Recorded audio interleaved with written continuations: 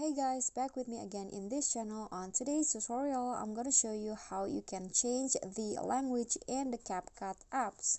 So here I'm going to just open the CapCut apps, and in here you can see now my CapCut is in English and I want to change it into another language. So what you guys can do is you can just click on the settings at the top right corner of the CapCut apps.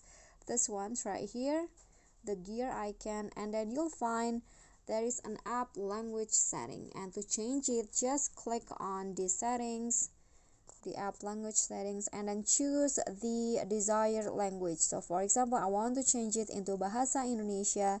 Just click on that language and then click on done, and then the CapCut will be restarting and it will be changed into the language that you chose.